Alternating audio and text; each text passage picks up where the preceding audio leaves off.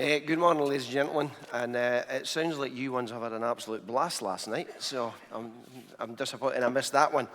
I'd just like to say how absolutely delighted I am to be here in my hometown, Perth, gateway to the Highlands, as we like to claim, and home to so many fabulous visitor attractions in the agritourism sector. Now, clearly, the sharp-eyed amongst you will notice that I am not the Cabinet Secretary, Marijke Dunselman. Unfortunately, she had to attend budget discussions at Cabinet today, but I can tell you from the many conversations her and I have had that she absolutely loves this sector, and she's very disappointed not to be here with you in person. So I'd also like to take this opportunity to thank to Caroline for the warm welcome. I've known Caroline for a number of years now, and our paths have crossed many times as we have debated and enthused about the opportunities we have in this country that are related to farming, food and tourism. And it really is Caroline who has taken this particular sector, agritourism as we know it, by the scruff of the neck and said, we're going to maximise this opportunity and drive it for all it's worth. And that is exactly what she has done. She's been absolutely magnificent driving force, never giving up, never accepting the first no, and always thinking about how we can get to the next level on this fabulous journey, which will bring even more rewards and success to you as a sector and to Scotland as a nation. We've also had the debates about the reality of that and how hard it is to run a diversified business while still farming and juggling between being a farmer and being a hospitality or a food business. It's bloody hard. There is that very fine line of making sure that you both get your attention and trying to make sure that nothing slips through the cracks. As we all know, spinning so many plates can make you a bit dizzy. But you're still always looking out for the challenges or the problems that can be solutions or even better opportunities. And for me, that is what this sector, more than any other, is absolutely brilliant at. Whether it's crashing beef or lamb prices or milk prices, whether it's buildings that have fallen into disrepair, or it's finding the farm suddenly becoming a popular spot for folk to appear on who don't really know the access code, farmers, men and women alike, take that problem, turn it on its head and create diversification ideas that in themselves become businesses and employers and generators of economic growth, putting stability into our rural communities. And that's what this conference is all about celebrating. And I have to say, I love the job that I'm currently doing. Being the Minister for Agriculture is an enormous privilege, and I'm very, very honoured and proud to be doing it. I have to pay special tribute to Hamza Yusuf for bringing me into government, and then John Swinney for keeping me here. But, and it's a very big but, on days like these, being amongst you all, seeing the excitement of things to come, hearing your drive and ambition, the ideas, the enthusiasm, and the stories of all the great days, and being able to laugh in hindsight at some of the not so great days, because we all have them, I've got to admit to a wee touch of envy that I'm not still amongst it all and gearing up for what is coming down the track. I remember the excitement of the 2014 Commonwealth Games. My wife and I had diversified a farm business doing festival catering, and there we were in Glasgow hatching a plan with Glasgow Life, Scotland Food and Drink and the Scottish Government to bring the delights of rural Scotland to the Games. The theme was very simple. Let the world meet the authentic food producers in Scotland. Let farmers sell directly to visitors, share life stories, share cultures, share experiences, and sell this fabulous wee country to the world, that they go home, tell their friends about what a brilliant place Scotland is to visit, because the warmth of the people, the beauty of its countryside, the richness of its history, and the outstanding quality of its food. And every one of you here today are doing all of those things again and again and again, keeping those stories being told, being warm in your greetings, rich in your culture, and delivering an outstanding quality accommodation and food experience to be remembered and shared the world over. And that's what keeps people coming back to Scotland. That's why we are one of the must-see countries in the world. It's why so many folk employed and there's so much economic activity in the sector, and you should be all enormously proud of the role that you play in delivering all of that. You've all played a huge part in getting Scottish agritourism the recognition that it has around the world, as well as the members of the Implementation Board and Scottish Agritourism's own board, ably chaired by Riddle Graham, who I've just had the great pleasure of meeting. I'd also like to pay tribute to the regional destination leaders. These leaders, both past and present, provide business experience, support and advice to members up and down the country at all hours of the day. And what's more, it's all done voluntarily. But doing it for the greater good is what delivers the rewards collectively and individually. And what greater reward for that than the hard work and endeavour, but bringing to Scotland the Global Agritourism Conference in 2026. It was a goal, one of the more ambitious goals set out 3 years ago in the National Agritourism Strategy, to bring the Global Agritourism Conference to Scotland before 2030. So it's a great pleasure to be able to say that the agritourism world is coming to Scotland, including those who normally attend this Scottish conference. We are expecting 1,000 delegates to come from around the globe. So this is a huge achievement for Scotland. Hosting the conference in June 2026, the week after the Highland Show, is the perfect timing to show off the very best that Scotland has to offer. The delegates will be able to experience the whole of Scotland's agritourism experiences, as well as the warm and heartfelt welcome to visitors for which we are rightly famed here in Scotland. From the borders to the Highlands and Islands, every part of our nation will be involved. Hosting the conference will not just be about economic impact it will bring to Scotland. It is once again as much about friendships that will be made and the knowledge and experience that is going to be shared. In September 2024, our programme for government stated that the Scottish Government will continue to implement the strategy for sustainable growth of agritourism sector and support agritourism as they prepare for the World Agritourism Conference in Scotland 2026. And I'm delighted that the Scottish Government is able to help support the organisation of the conference with £60,000 of funding for 24 and 25. I know everyone involved is working hard to put in place the programme and all the arrangements for the conference to be ready for ticket sales to go live in June of next year. Now, that's not to say that we don't know that things are tough, because we recognise that. But we also recognise the resilience and the entrepreneurial spirit that exists in this sector. So another area the Scottish Government is able to help is in the Monitor Farm programme announced last year. We've invested $443,000 to support this really valuable programme. It was established to provide expert and peer group support, knowledge exchange, skills development and confidence building to agritourism businesses right across Scotland. Outside of the 4 monitor farms themselves, there's been 219 different businesses have benefited from being invested in the programme. These are a number of mixture. There are a mixture of existing agritourism and farm retail businesses, and many farmers and crofters starting out on their agritourism journey. And it's not just the economic impact that makes the programme so good. It's the support and peer-to-peer contact that is just as valuable. And I know from my own experience how valuable that is. In the first 10 months of the programme, they held 27 meetings in person and online, with nearly 800 people attending in total. On top of that, there was the business boot camp in Fife and the 3-day learning journey from the North and South Uist. And one of the best aspects about the agritourism community is the way that you will all help and support each other. We all know that farming can be a lonely business at times, and having this community of friends is a good thing, helping combat mental health issues that we know all exist. We all know that agritourism in Scotland is rightly ambitious, as it should be. 3 years ago in 2021, the strategy was launched, the Agritourism Strategy was launched in this very hall, and it set out a list of targets and actions and areas of responsibility to help achieve those targets. As I said earlier, we have already achieved our target of hosting the global conference, or bringing the conference here. But we've also achieved so much more. We set out 3 years ago to have 1,000 farms and crofts in agritourism by 2030. And the most recent stats from Visit Scotland show that we are well on the way to achieving that target, with 875 registered businesses. That's an increase of 319 from the start of the strategy in 2021, and it's up from 246 at last year's conference. The strategy also set an ambition to take the number of level travel trade ready businesses from 15 to 40 by 2030. Well, last year that target was met, and I can now announce that this figure is now at an incredible 68 businesses.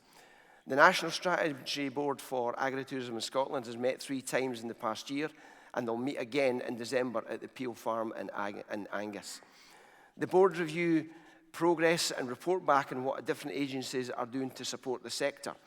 And Scottish agritourism is the eyes and the ears on the ground to identify the best agritourism and farm retail products and services.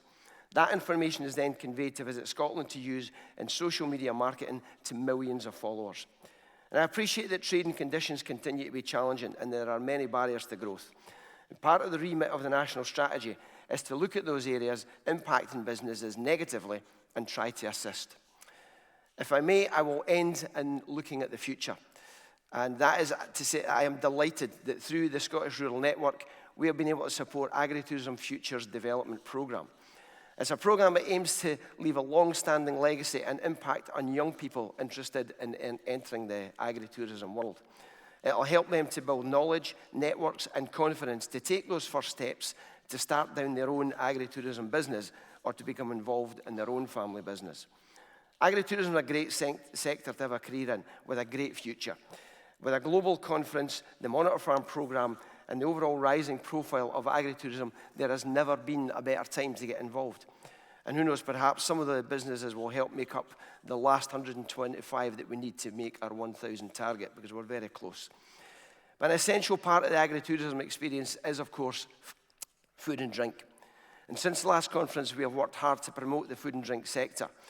The Food Tourism Industry Guide was launched by Visit Scotland earlier this year, and the guide is available online and has pages to help develop quality food tourism experiences, food and drink visitor insights, and lots more useful information.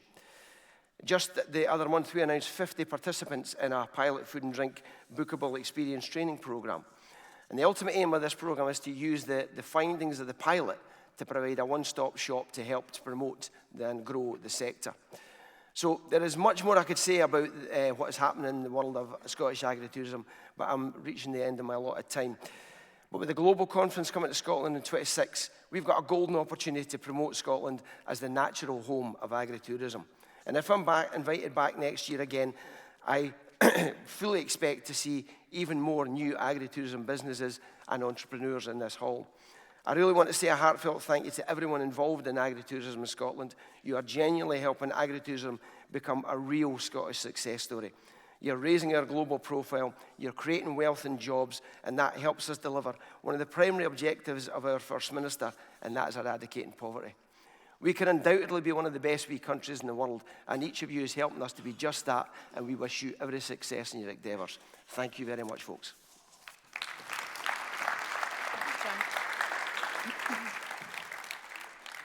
Yeah, you just sit, if you sit down. Thank you, Jim.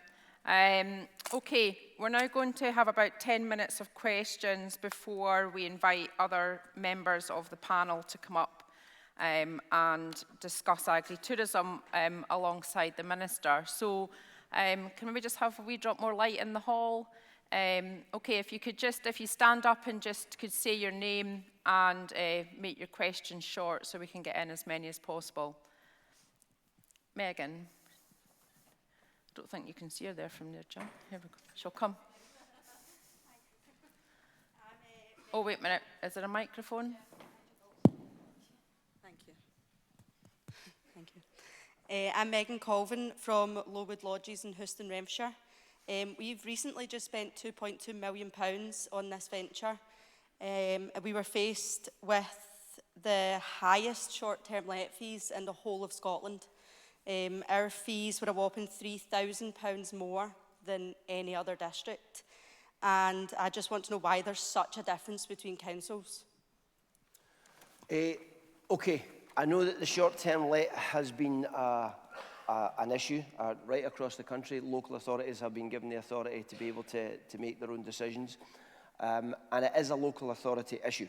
However, I spoke to, in anticipation of coming here today, and somebody raising the issue of short-term lets.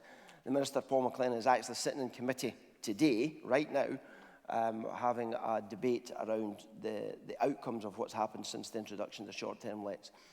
The government were asked to give local authorities these rights and abilities to be able to do that, because each local authority has got a different challenge. Individual local authorities making those decisions is an individual local authority right to do. Had the Scottish Government imposed this from the centre, we would have been very heavily criticised for centralising control. So they have the right to make that decision. So that conversation needs to be had with them. However, what I did get from Paul McLennan this morning is that if there are individual cases that are causing real concern, let myself know, let one of our Scottish officials know, and they will look into it. Paul McLennan would look into it in order to make sure that people are getting what they need out of this, which is the ability to develop rural businesses. Thanks, Megan. Take another question, and we'll come to Jock and then to Nikki.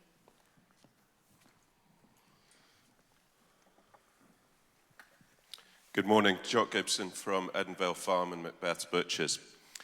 Part of the national Scottish agritourism goals is to have 50% of agritourism businesses offering food and drink from their farms and crofts by 2030. And much of that will come from Scotch beef and Scotch lamb. Whilst recognising that we have an overcapacity in slaughter provision in Scotland at the moment, access for private kill is inequitable at best and inaccessible at worst. And given recent news last week, that's only got worse. What does good look like for access to private kill facilities for agritourism businesses? And what can Scottish Government do to help that come about? Jock, that's a brilliant question. And it's a question I have been asking since 1999. I started the farmers market in Perth as a shepherd. After the crash of beef prices post-BSE, and then we had foot and mouth, we had Frankenstein foods. I remember being a shepherd, living in a tied house with 2 kids, and my wife who was a student. And the panic for me was, if this all goes horribly wrong, I lose my job. Not only do I lose my way of life, I lose my house, and we really have to start again. The farmers' market was a kind of how do we change this? So we had Dunblane down the road at the time. There was St Andrews. There was various slaughterhouses around the country, and they all accommodated and encouraged private kill. But as the time has gone on, that has gotten harder and harder.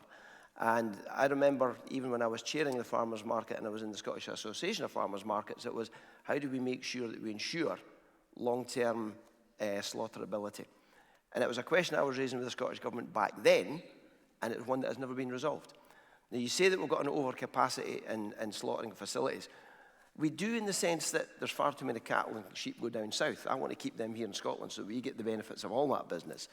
But how do we accommodate the private kill? To be fair to ABP, after Dunblane had closed, they would do private kill for cattle here in Perth, but it's not something that they're geared up to do. It's not something they want to do. So I am actively looking just now at what does good look like. I've got meetings with Liam MacArthur, MSP, and Jamie Halcrow-Johnson about what's happening in Orkney and how we're going to try and stabilise that. It's something I am very alive to. What does good look like? It means that your kind of business, farmers, crofters, who want to do that direct selling, can get reasonable access to private facilities in order to have their own cattle and sheep and pigs slaughtered, so that we can then allow those short supply chains, keep that buy local, eat local principle that was the whole point of starting the farmers market in the first place. So I can't tell you right now. It's going to take funding. I don't know what the capital funding is going to be as we go forward. I can't give you a direct answer right now, but it's absolutely on my radar that slaughtering facilities is something that we're going to have to find a solution to if we want to make sure that your industry and the other guys that are doing private kills, event catering, stuff like that, have got the access that they need. So it is very much on my radar, and I am actively looking to try and find solutions. Okay, we'll come to Nikki in the middle there, please.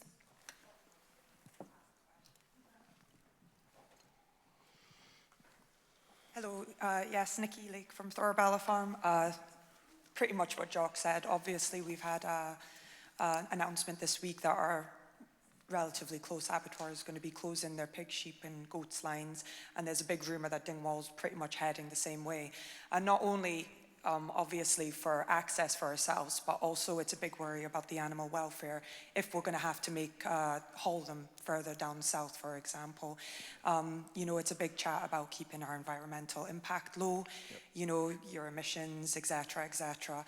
I'm not sure how we can justify the cost of taking them so far, but also then how can we justify selling our meat as, you know, lower impact on the environment if we're not getting access to that. But yeah, mostly obviously you answered that with Jock's question, but just wanted to put across the animal welfare and the cost of taking them down in all our wonderful big cars and trailers and stuff, or even maybe the option of shared haulage down to all these abattoirs. But yeah, just wanted to know your opinion on that as well.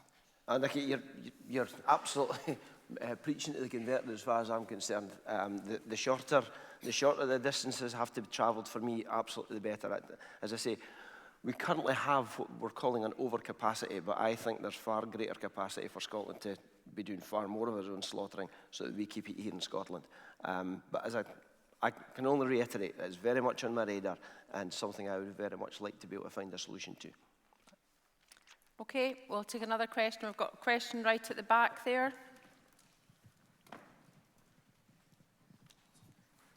Hello, I'm Rosemary Scrimger and we have an architecture practice building workshop in Angus. My question's more about the next generation of our young farmers and people that are looking to move into agriculture and agritourism. Living in rural areas in Scotland, we have a local school, which is where our children need to go. And another thing is that within the agricultural community, there are very high incidences of dyslexia and different ways of learning. That's what makes farmers so great at their jobs, is that they're practical, they're able to think outside of the box, and they often learn through doing rather than being amazing in maths and spelling tests. And our current education system makes a lot of these young people feel like they're not clever, they're not smart, and will reduce their resilience, well-being, and ability to thrive in rural areas. Is there an opportunity for agriculture and education to work together on making the curriculum more fit for purpose, and so that all young people with diverse skills and abilities can thrive and see their future making a valuable contribution in their area? My God, Rosemary, you've dragged me away. We're into education. But the point that you're making is absolutely spot on. In terms of trying to encourage young people to get into the industry or stay in the industry, I was a townie. I came into the farming community. I was brought up in a housing estate in Perth. And I absolutely get the challenges that there are to being able to get into agriculture. I landed quite by chance in a job. If somebody had said to me when I was 18, do you want a job going, training lions, I'd have been a lion trainer. It just so happened it was sheep that I landed in.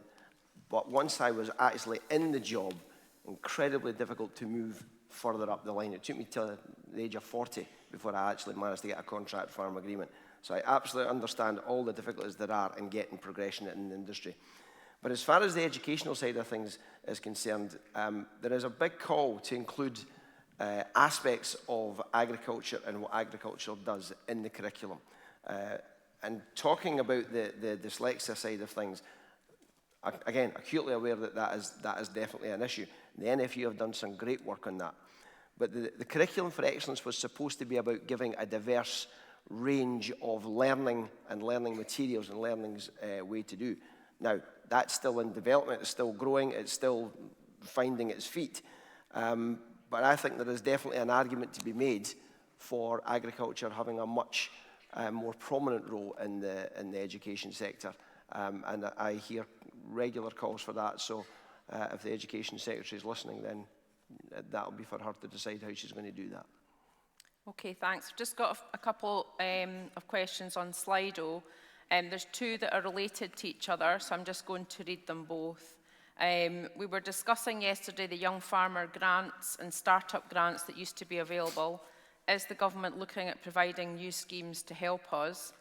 And a related one is, we heard from India how 15% capital grants have been fundamental in developing their agritourism in India. Are there any capital grants forthcoming, food and drink businesses, or for pure agritourism?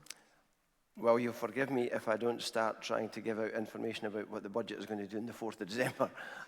What I do know is that there is a guarantee to the flat money of £620 million that's coming from the UK government between 24, 25, 25, 26. How that is then going to be divvied up, that'll be very much a question for the Cabinet Secretary. But again, I reiterate, we are acutely aware of the challenges that there are for young farmers. I've got a very real focus on how we get new entrants and young farmers into land and into the ability to be able to progress their careers. The funds that you're talking about, the specific ones, I don't have the answer to that right now, because as I say, the budget won't be announced until the 4th of December. But myself and the Cabinet Secretary have spoken about these things, and we are very, very aware of what we want to do to make sure that young farmers have got a future going forward. I think we all in this room do a lot of work with young people trying to start out, and it wasn't that long ago that some of us were young people trying to start out, and sometimes in family businesses you're trying to convince your parents or your parents-in-law that starting out in farm retail or agritourism is a good idea, and if they are not aware of that, or they don't have the confidence that that is going to be a good idea, in the past, a young person saying to them, well, I can bring a £50,000 capital grant into it, it's not just, it de-risks the thing for the family business, and it helps that young person have their own enterprise within the farming business, and that is how a lot of us got started out in SRDP. There was extra grants if you were under 40, farm business diversification scheme, and so it's just that sometimes in the sort of post-Brexit funding thing, where core agriculture is asking for the continuation of annual payments, our sector has slightly different needs as well, because we would like a one-off payment to help, in particular, young people get started and become self-sufficient. So I think that's... Caroline, again, there is absolutely nothing in there that I would disagree with. And the rationale behind, for my thinking, to try and encourage young folk to get enthused and excited about the industry, whether they're coming from outside or whether they're already in the sector, is that bringing of new ideas, that development, that entrepreneurial spirit, the courage to actually take the challenge and say, you know what, we're going to do that. Because you need that vibrancy in any industry, but particularly in agriculture. And agriculture is lucky in the fact that there are so many young folk who've got, real aspirational entrepreneurial ideas that we can try to help to develop. But you hit the nail on the head, Brexit. I mean, we're still sitting with funding levels that were set at 2018. There hasn't been any increase. You know that there's a protest happening in London right now as a result of the stuff that has just happened. We had meetings with myself and the Cabinet Secretary, met UK government ministers yesterday, and that's a problem. That ongoing guaranteed ring-fence funding has been taken away. So that makes our position a lot harder to be able to try and develop things. But we'll do everything, we'll strain every sinew that we can to try to make sure that we are putting that resilience into the sector, because it is so valuable to us. To me personally, to the government and the nation, we absolutely recognise how important it is, and we're going to do everything we can to protect it. Okay, thank you. I'll take one more from the floor, and then we'll go up to David at the back.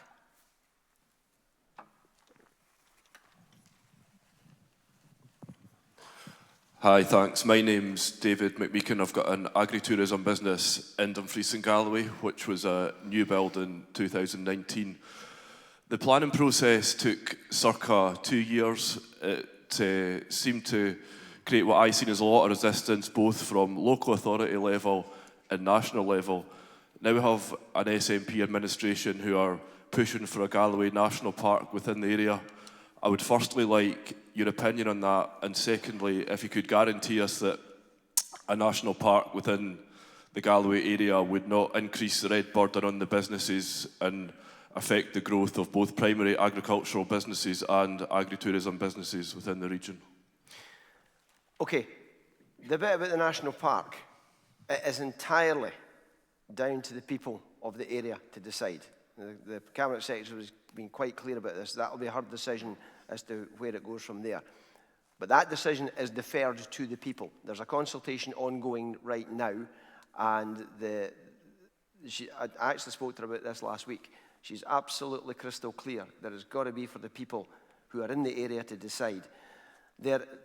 Part of that consultation is getting the facts and the reality of what a national park is. And I know that we've had representation from a group of dairy farmers in the area, absolutely dead against it. And it's become a very polarised conversation. One of the things I hate about our politics right now is everything is so polarised. There is no such thing as a conversation and say, do you know what? This is an idea. What do you think of that? Well, let's break it down and work it out and then come to a resolution. What we get is, this is an idea. What do you think of it? Bang, they're on that side. Bang, they're on that side. And before we know where we are, we're into a social media disaster, and then no decision that you make is ever going to be the right one because people have taken such a polarized point of view, and everything that they see is going to be absolutely black, it's horrible, absolutely white, it's brilliant. Nothing ever is. Nothing's ever that black and white. There's always grey, and there are always areas to be able to discuss and work things through. So in terms of the specific national park proposals that are going on down in Dumfries and Galloway, get involved, be part of the conversation, and be open to hear what the other people are telling you, because it might not be nearly as bad, or it might be worse than you think, but at least have the conversation. But that's a decision that will be taken by the people in the area, and it's not something that's going to be imposed by the Scottish Government. Okay. Thanks, Jim. We'll take one last from Slido before we ask our panellists to come up and join us. So, is there likely to be any movement on business rates relief for Scottish businesses as there is in England? Again, I'm not going to preempt what's going to be happening in the budget. I can't say anything about that. Okay. 4th of December, is it? 4th of December. Okay. Right. Thank you, Jim. You're going to stay with us because we're now going to be joined by 4 people. We've got our 2 international visitors, or 2 of our international visitors from New Zealand. We've got Marijke Dunselman from New Zealand, and we've got Pandurang Taware coming up from India, and we've got John Scott, who is a monitor farmer, or one of our monitor farmers from Fearn Farm, and we've got Caroline Hamilton, who is one of our satellite monitor farmers for the agritourism sector from Cairns Farm in West Lothian. So if you could just come to the stage.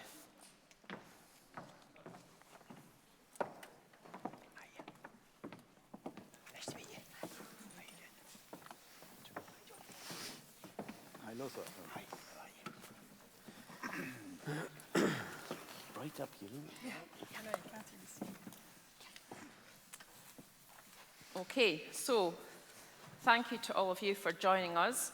We're going to have a discussion about agritourism, as you can imagine, but also in particular the World Agritourism Conference, the global agritourism movement, and the importance of peer-to-peer learning from each other. So I know we'll just ask you if you could introduce yourself one by one and just give us a little bit of background about who you are and why you're involved in the agritourism sector. So Caroline, we'll start with yourself. Okay. Good morning, I'm Caroline Hamilton, Cairns Farm in West Lothian. We're currently a satellite monitor farm. We have an event space and 24 beds on site. It's really quite weird looking out there and not being able to see anybody, but not to worry. They are all out there. They are, yeah. That's a scary thing. We applied to become a monitor farm last year because running agriculture, running an agritourism business, running a business involving so many different balls, or sometimes I just feel like I'm spinning plates, throwing balls, juggling. Actually being able to come and find that there are other people who've got other ideas about how to do things, who share what they're doing, it's been an enormous help to be able to come and discuss and to come and say to people, oh, I'm really stuck, how do I deal with this? Or I'm really upset, or I'm really angry, or I'm really happy, or this is a great way of doing things, have you tried this? It's the most phenomenal college without having to go to college, if you like. I started my life in agriculture a long time ago, 45 years ago. We stood on the street with this man selling our lamb in 19, whatever it was, and did that for many years. My husband and I have tried many different ways of making the farm pay. It's a 1,000-acre hill farm, and this, at long last, is something that I think has got distance. and there's strength in numbers, strength in intelligence, strength in being together. I don't know, is that? Yep, that's a great introduction. That long Thanks. enough? Yeah, that's a great me. introduction. Thanks, Caroline. We'll come to John Scott now from Fearn Farm. Thanks, Caroline. I got involved with agritourism as the +1. Fiona was involved, and I came along to the conference and didn't know what to expect, and was amazed by the energy that was found at the conference and the enthusiasm by everybody. We're now with the Highlands and Islands Monitor Farm. We farm east of Ross Peninsula with 4 kids between ages 16 and 23, and mum and dad are still there as well. And I think for us as a business, it's about creating opportunity for next generation to get involved. One of our key things we want to do is, with Monitor Farm, was look at succession or transition, as we prefer to call it. And we did that with Caroline. It was a really good exercise, and it's how we bring the kids in, give them that opportunity. We've worked closely with Ben and Rosemary from building workshop to design, redesign the steading, and we had to work out how we're going to pay for that and do that. But in the meantime, there was an opportunity that came along that we thought was too good to pass up, and we bought a pub. We have no knowledge of running a pub or a hotel at all, but with the support of the local community and the agritourism community, we're quite confident that we'll produce, we'll create something that is special for the area, that people can get involved, come along, enjoy produce from the harbour and from the farm. And we're really keen to create a space that people feel comfortable and happy in. And from a wellbeing point of view, Farmstrong Scotland is something I'm heavily involved in. It's really important that we create that environment. And this environment, in this room, in this conference, is just that. It's a safe environment where we can tap into knowledge and ask silly questions if we have to. We've got all the WhatsApp groups, we've got them if we need them. And yeah, support thing fantastic. I think from a wider Scottish agriculture perspective, a lot can be learnt from the way this conference conducts itself and the way that agritourism works. Thanks, John. Marijke, do you want to introduce yourself? Yeah, sure. I mean, I've met many of you, and it's been absolutely wonderful to be here. So, my name is Marijke Dunselman. I'm the founder of Agritourism New Zealand. I also sit on the, again, sort of network as the chair of the Education Committee, and it's been fabulous connecting with people all over the world and learning from others. And I do aspire to be the New Zealand Caroline. What you've done here is just incredible, and we've done other things, but we still have a long way to go as well in terms of, especially with policy and that side of things. But yeah, we'll talk about the Global Agritourism Network later. But it's been, I think we all have a lot of the similar issues around the world. I mean, all the issues are here today, from private kill, to killing, stock, for use, in your agritourism business, to policy, to funding. We have all the same issues as well, and it's getting harder instead of easier, which is a worry. So if we can connect and support each other and bring each other over to help, in areas where it has worked, where we can influence our politicians, would be really beneficial as well as all the learning programs. I'm very passionate about education and learn from each other, and that's a great thing with these connections, because we all have the same goals, and it's all about building agritourism in our countries, and I think that's very very positive, and I've learned so much myself from all of you, so thanks very much for having me here. Yeah, it's quite amazing that we've got people that travel from the other side of the world to come to this conference in Perth. We've got a couple of Canadians here who couldn't wait for June 26, and Pierre and Kelly have come as well. So, Pandurang, now that you're finished dancing. Yes. Thanks allowing me to remove that, your kilt. Okay. You put him in a kilt last night. Because one side you asked me to dance, and one side I was, feeling like you couldn't breathe. That way. Yeah. By the way, I'm Pandurang and Pandurang Taware, along with my wife and our director Avinash. I'm here.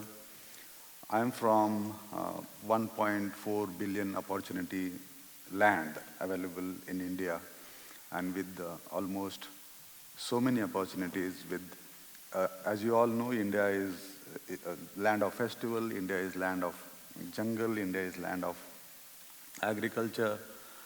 And as I yesterday told you, every 12th mile, the culture changes, the tradition changes, and hence we have the opportunity of developing agritourism on every 12th mile. I'm the 4th generation farmer, working on the farm day in and day out.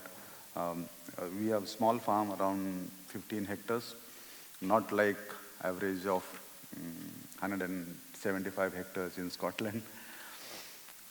We grow grains, cereals. We have small animals, around 5-6 cows, goats.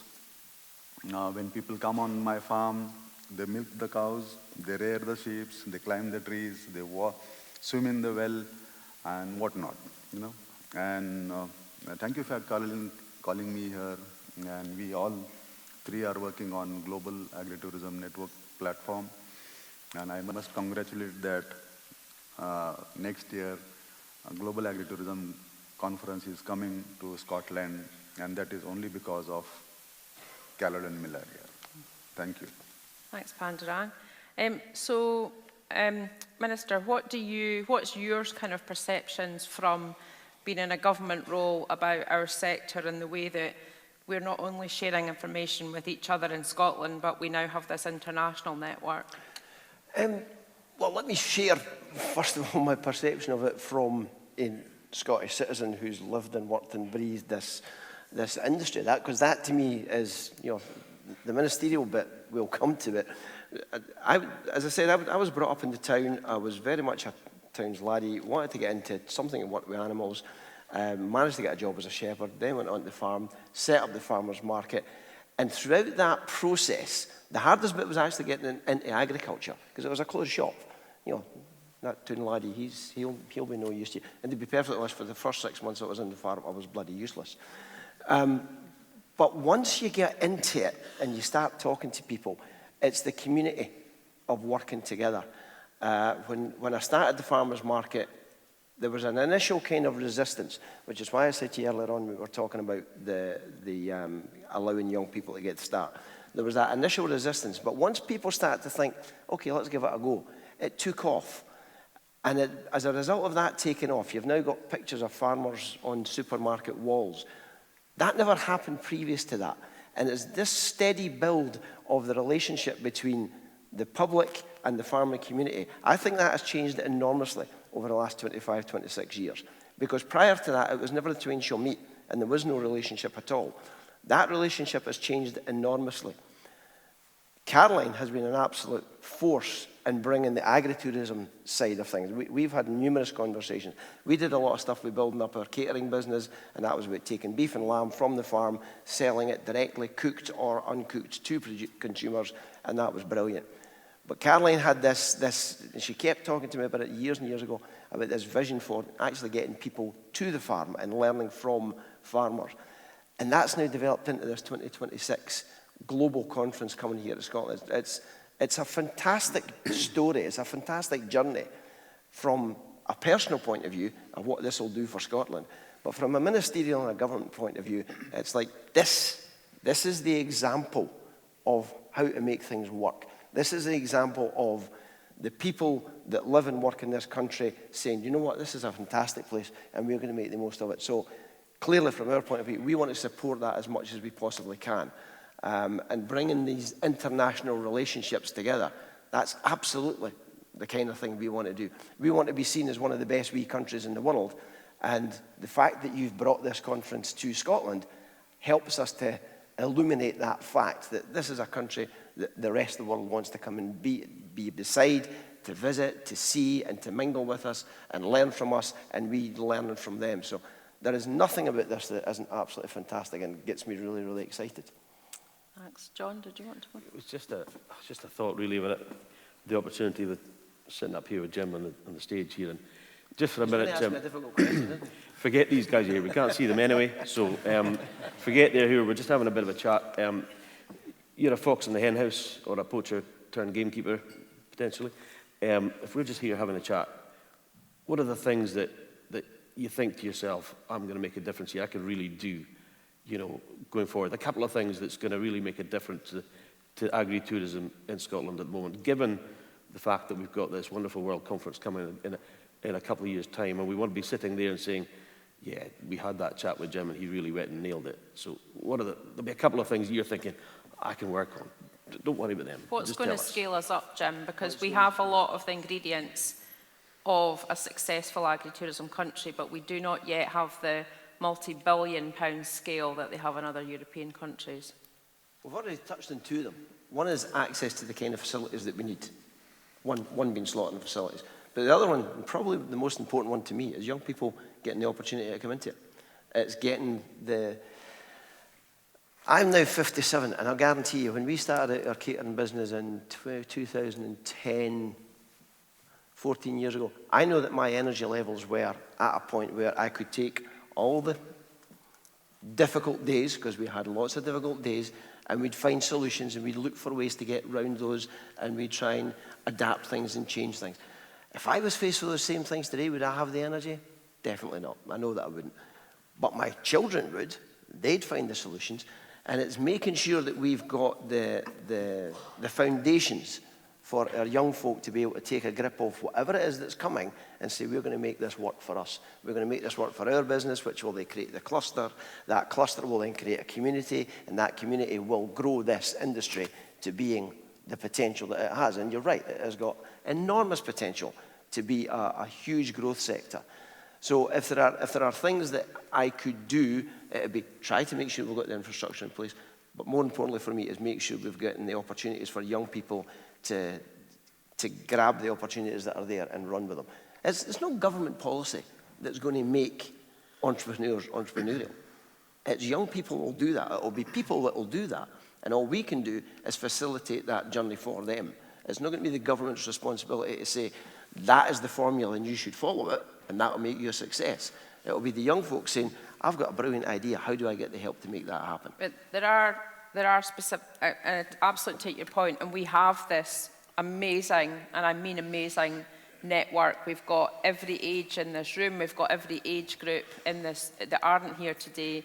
We've got lots of entrepreneurial people, but there are examples from other countries of what we don't have at the moment is we haven't taken that bold step to have a specific agritourism policy.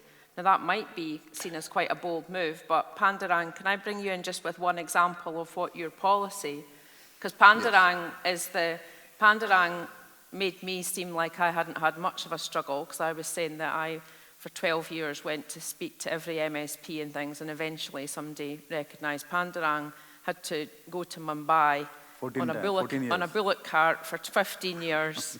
And then only when he sat on the desk of the minister, that's apparently where I was going wrong yesterday, did Pandurang manage to get a policy. So Pandurang, can you just give one example, maybe on the planning front? Yes, because the most important point in the policy is up to 8 accommodations, farmer doesn't require any permissions of the government. You know, he can build 8 rooms without permission of town planning department, whatever. Because once you go with the file to the town planning department, there are 5-6 officers sitting on one desk, second desk, third desk. So every table he has to give some money to file to carry on the files. So we cut down that, and because we treated up to 8 accommodations, agritourism is not a commercial business. It is supportive to the main agricultural income. That one.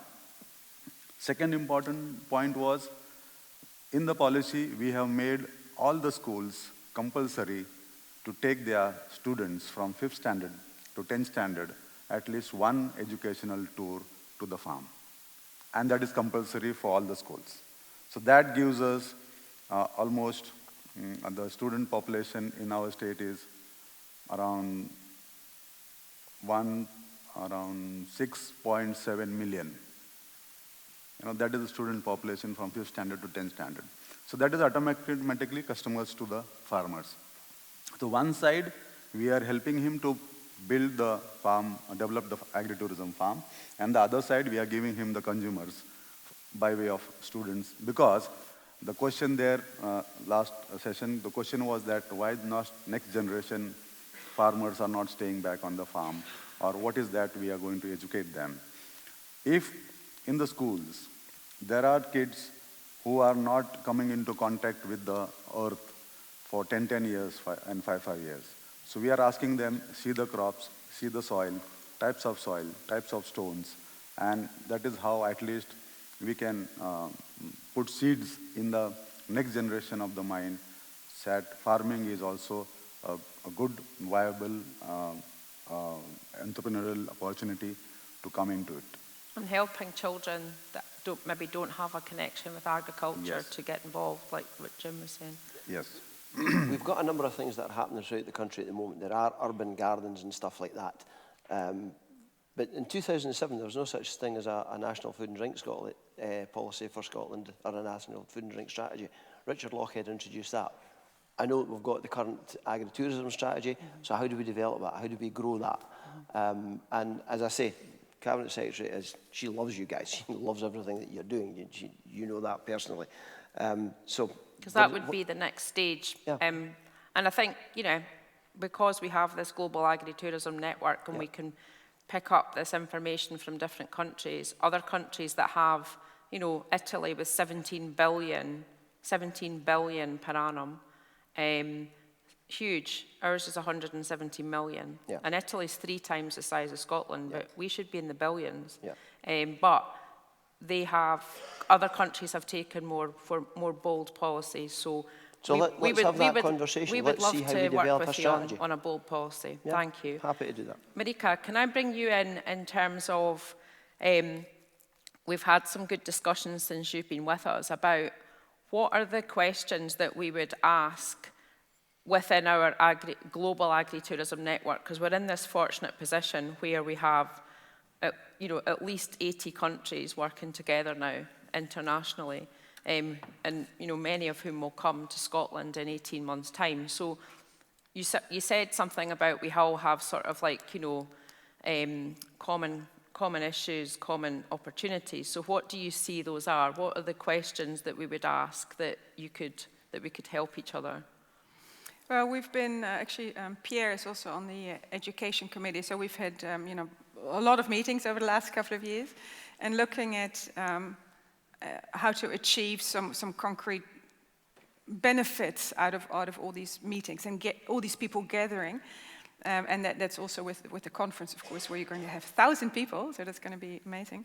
But to break out into, first we looked at sort of more audiences or stakeholders, like different groups that could then form discussion groups to discuss specific things. So if you're talking about policy, you could have,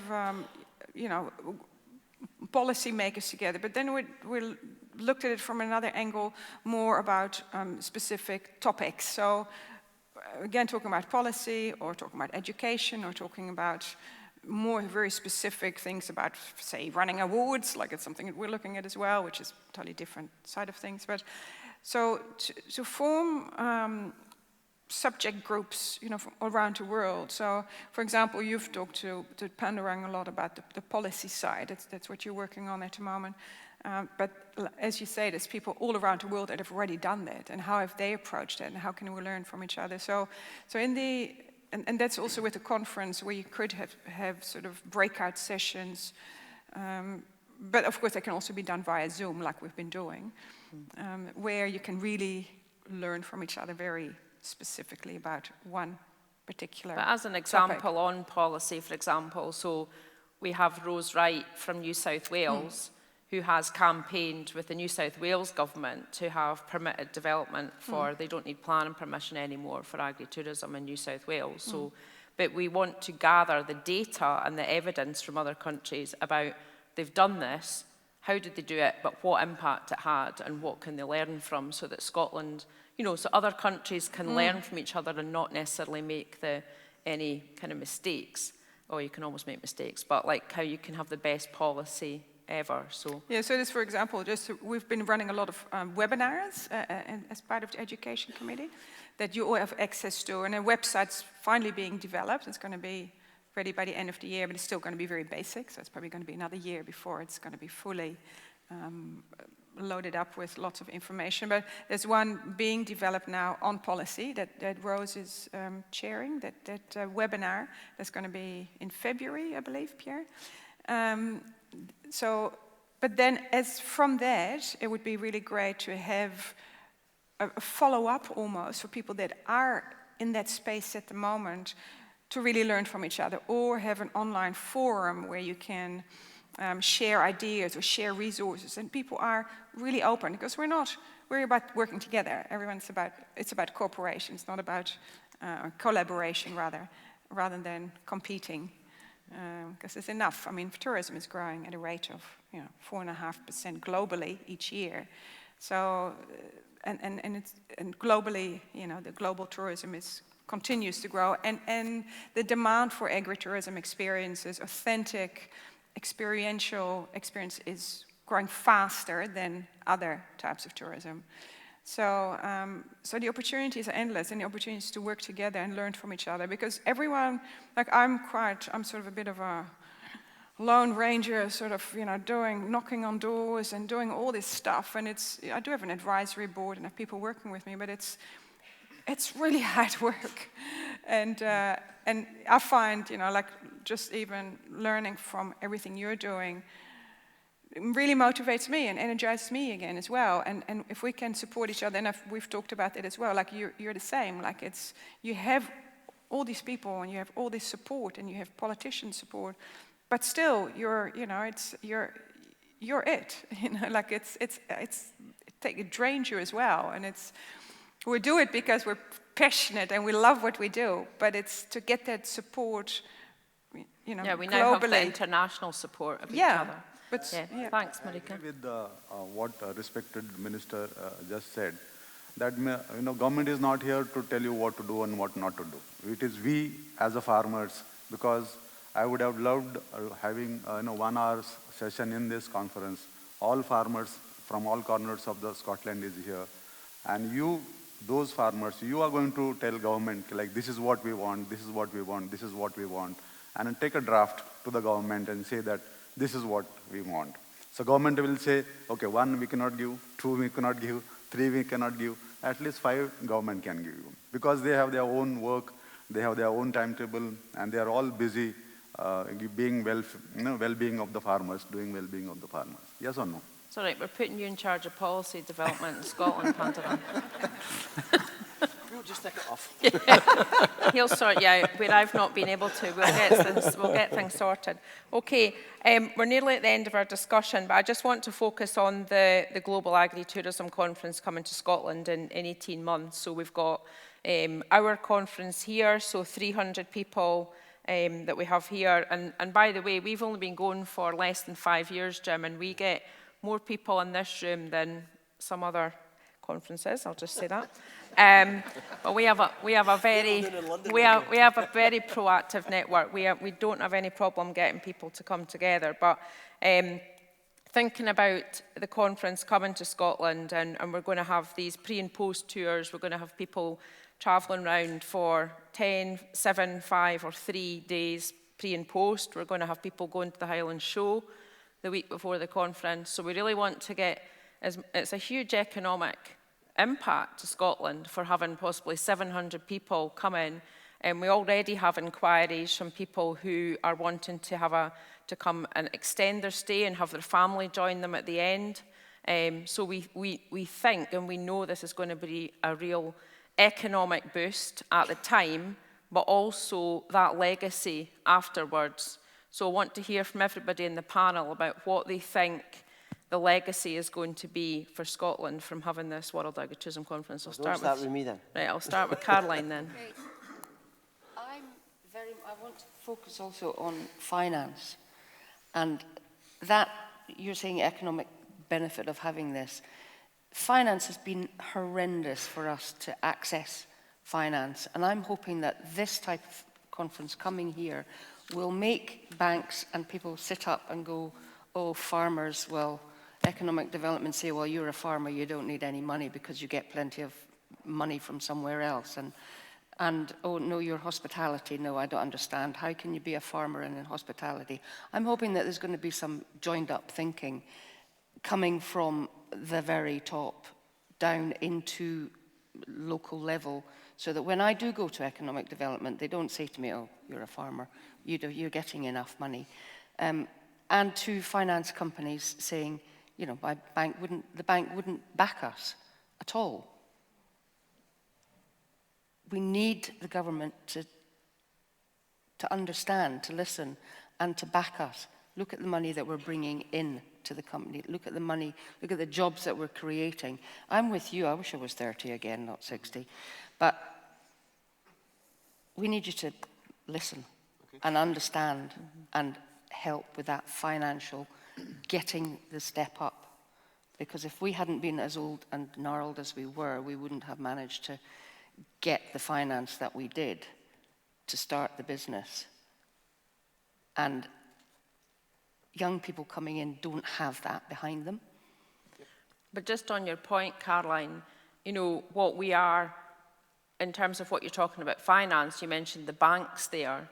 We still haven't cracked it. There still isn't a single banking representative in this room.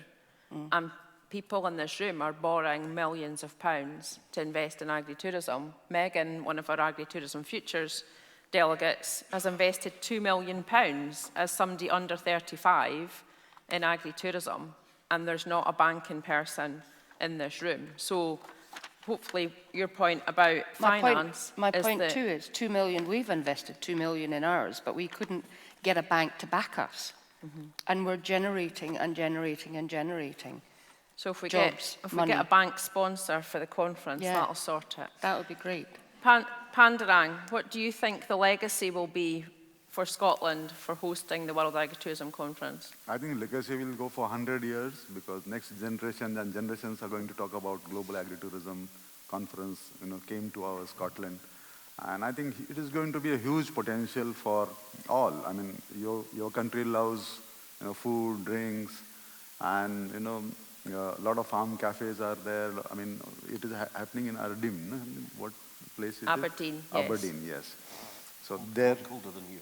Colder than here? Colder than here. Oh. It's John, it's June. It's June. It's not going to be colder than here. Pandurang, So, you might still have to wear those long johns under your till kilt. now it was 3 layers, now it will go 4 layers, you know. But I mean, jokes apart, but I think it is going to be a huge potential, because this year is going to be in India, it is going to be our 19th year having conferences, national conferences. But it brings revenue, it brings, you know, all other people come and experience what Scotland is, because they are going to be, when people like us, when we come here, experience the Scotland, because I'm going to tell my at least, you know, thousands of friends back in India that this is what Scotland, real Scotland is, you know, that way. So that legacy is always, you know, imagine 80 countries, people coming here, at least 1, 2 people. So how much you're going to, I mean, your marketing budget. Yeah, we're going to see an influx next in year, Indian visitors. Because after 3 years, you will not require a tourism marketing budget, you know, that way. Okay, thanks, Pandurang. John, what do you think the legacy will be of the... Well, given that allegedly you're meant to be at your most productive between 25 and 45, and this panel may have just slipped out of that bracket, just. I think inspiring youth, I think we've got the under 35 delegates here today. Hopefully we'll see lots of young people coming from other parts of the world. We've employed a lot of Kiwis over the years, and they've been a steady flow, and they've always brought new ideas to our business and tweaked our culture, and we've fed a lot off that. But I think, yeah, inspiring next generation. I hope there'll be a lot of overseas delegates that are younger, that will come and, you know, party pretty hard in Aberdeen and really come and enjoy our culture. Inspiring youth, that's for me. Yep. Yeah. From somebody that's partied pretty hard in Aberdeen, possibly in the past. Well, a couple of things. Maybe. Marijke, what do you think the legacy will be? Well, I know that it's going to put Scottish agritourism on the world map. I mean, it already is, but it's going to be... for me, Scottish agritourism is one of the leaders already in the world, and this is really going to place you as, I think, the leader, the first to run the global agritourism network conference, the official, sort of first official conference. As agritourism is growing globally, exponentially at the moment, and the awareness is growing, you're going to be at the forefront. So it's going to be beneficial to Scotland, you know, in the long run as well. Because it's, you know, you have 1,000 people coming, but they all, you know, spread the word as well and keep following what you do. So it's going to be extremely beneficial. And I certainly intend to bring a delegation from New Zealand as well. Brilliant. So, yeah. Brilliant. I'm sure Pandurang might bring a few more. Yeah, of course. I think 20 people. 20, right, okay, great. 20 from New Zealand, 20 from India. Right, our ticket sales are going through the roof. Jim, do you want to just finish off and tell us what your thoughts are on? Well, I'm going to refer back to what I talked about before, and that was when the 2014 Commonwealth Games came to Scotland and to Glasgow. And I remember the excitement of being part of a group of people, a small group of people, getting invited into Glasgow to go and talk to Glasgow Life about what we wanted to do in terms of that introduction of Scottish quality food and drink and community to the rest of the world. That was the kind of principle behind it. And it was that, we were a tiny wee business, and we were sitting there with the likes of Breaks Brothers and all the rest of it, all looking to get a piece of this unique stuff. And the unique stuff is you. It's what you do individually on your farms, the unique way you develop your business. And it's that, you talk about, Pandurang's talking about meeting the people. Well, it's the real people. That's the exciting bit about what this conference can do. It's bringing other countries of the world to Scotland to meet the real Scotland. Not the corporate, not the shiny bit, not the glitzy bit, but the real people with dirty fingers, hands that have actually done the work, the people that are growing and producing the food. That's incredibly exciting, but it also makes folk go, wow, what a great place, let's go and visit that. So this conference, from my point of view, is that same focus point to say, there's the opportunity, there's the arena right there. Let's make sure we fill it with absolutely brilliant people, brilliant events, so that the legacy is that people go away and go, God, you remember that time we went to Scotland for the Agritourism conference? It was amazing. We should go back there. And then they'll tell other people who will tell other people. And as the guy who's got the ministerial responsibility for aviation, I want people to come here because we want to create more routes. We want more people to come into Scotland. We want them to be spending their money. If we can generate income and economy growth through other people coming here and spending their money in our country because they get a world-class experience, everything about that ticks my box. So therefore, the conference to me is something that we should be absolutely focused on, make it the very best it can be so that when they go away from Scotland, they go, wow, that was amazing. I want to go back again. Yeah. That's what it would do for me. Thank you. Thank you. Okay, well, that's us right up for time. But I hope you've enjoyed that discussion. I would like to thank all our panellists for their contribution, including the Minister here who has come to speak to us in Perth this morning. And it's great that because it is your home patch. I hope you've enjoyed the photographs of the Agritourism Monitor Farm programme going round, all the happy faces at the meetings. If you're not already involved in the programme, you've never been to a meeting, you're very welcome to come either online or in person. It's a great support network, and I hope to see your happy face in the photographs next year. So, but we're going to break now. I would ask that all the Agritourism Futures, the board and the destination leaders now could go outside in the warmth for a photograph with the Minister. For everyone else, we'll have a break. We're back at 10:35 for the next session. So thank you.